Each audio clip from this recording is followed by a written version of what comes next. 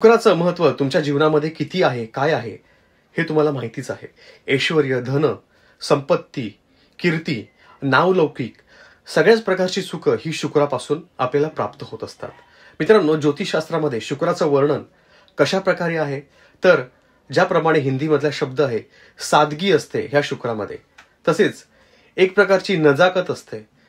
मित्रांनो, ज्या व्यक्तीच्या शुक्र अतिशय स्ट्रॉंग असतो, बलवान असतो, तो व्यक्ती दिसायला जरी सावळा असेल, काळा असेल किंवा कसाही गोरा असेल, कसाही त्याचा रंग असेल, तरी त्या व्यक्तीच्या चेहऱ्यावरती एक प्रकारची नजाकत आणि सोजवळपणा दिसून येतो. आणि असा व्यक्ती हा बऱ्याचदा आपल्या कर्माने देखील ओळखला जातो, त्याच्या कार्याने ओळखला जातो. मित्रांनो, फक्त अत्तर लावून हातावरती शुक्र स्ट्रॉंग होत नाही, चांगले कपडे वापरून शुक्र स्ट्रॉंग होत नाहीत, परंतु तुम्ही जर का पर स्त्रीची किंवा लग्न झाल्यानंतर देखील पर पुरुषाची मनामध्ये अपेक्षा ठेवत असाल, आस ठेवत असाल, तरी देखील शुक्र खराब होतो.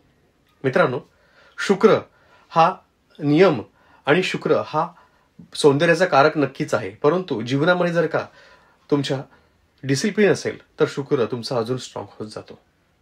धन्यवाद. मित्रांनो, शुक्र ह्या ग्रहाला तुमच्यामधले काय क्वालिटीज आवडतात, शुक्र तुम्ही कसा स्ट्रॉंग करावा. मित्रांनो, शुक्र अशा व्यक्तीकडे जास्त आकर्षित होतो ज्या व्यक्तीचं कॅरेक्टर खूप चांगलं आहे.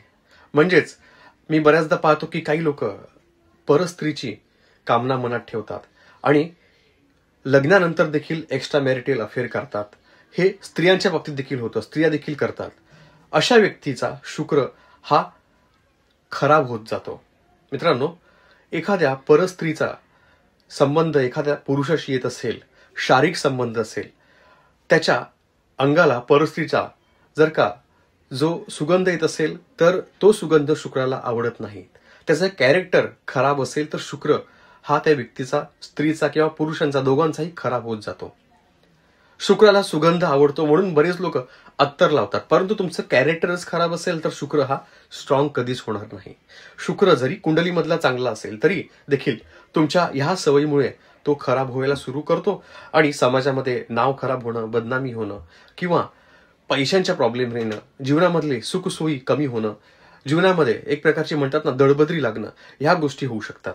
तर ह्या अशा प्रकारच्या गोष्टींपासून नेहमीच तुम्ही दूर राहिलं पाहिजे जर का तुम्हाला शुक्र आपला स्ट्रॉंग करायचा आहे, मजबूत करायचा असेल तर. धन्यवाद.